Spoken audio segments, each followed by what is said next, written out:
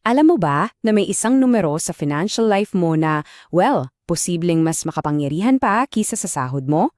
Oo, madalas hindi natin to napapansin pero ito yung tahimik na humuhubog sa mga pinakamalaking desisyon natin sa buhay. Ating alamin kung ano ba to at bakit ito ang numerong dapat mong binabantayan. Parang ang OA pakinggan, no? Paano naman makakatipid ng ganyang kalaking halaga ang iisang numero lang? Ibig sabihin, yan ay katumbas na ng down payment sa bahay o isang bagong-bagong kotse. So manatili lang kayo dahil ipapakita natin yung eksaktong math sa likod niyan. Okay, so para masagot natin yan, kailangan muna nating himayin. Ano ba talaga itong numero na to? Let's go back to the basics. Ito yung tinatawag na FICO score. Galing yan sa Fair Isaac Corporation. Basically, ito yung standard na ginagamit ng halos lahat ng bangko at financial institutions para sukatin kung gaano kakakatiwa-tiwala pagdating sa utang. Ang pinakamadaling paraan para isipin ito yung financial report card mo. At tulad ng isang report card, syempre, may mga grado yan. Dito sa chart na to, makikita natin kung paano ka tinitingnan ng mga lenders. Kung 750 pataas, aba, excellent ka. Ikaw yung honor student sa paningin nila. Pero kapag bumaba ka sa 580, para ka ng may failing grade. At bawat grado, may direktang epekto sa wallet mo.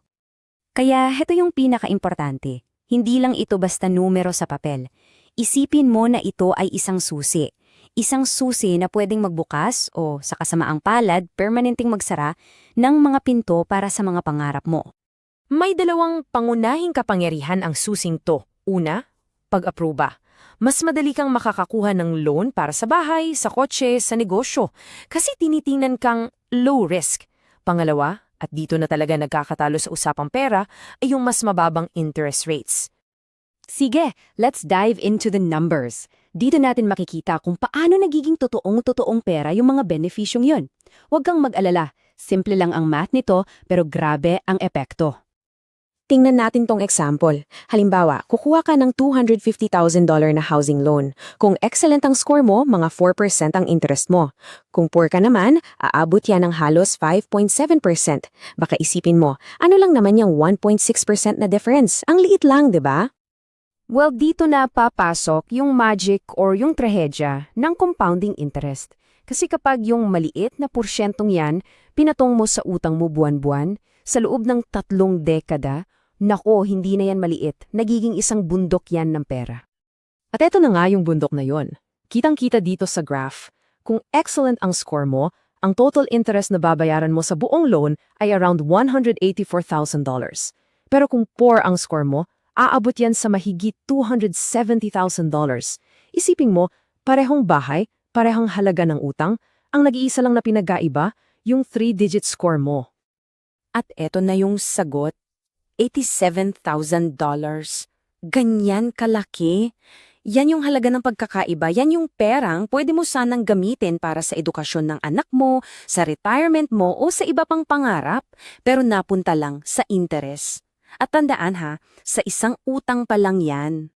So, anong aral sa lahat ng ito? Hindi ito pananakot ha. Actually, ito ay para magbigay kaalaman. Dahil yung kaalaman tungkol dito, yan ang kapangyarihan na nasa mga kamay mo. Ang pinakamahalagang takeaway dito ay ito. Yung credit score mo, hindi lang yan basta numero.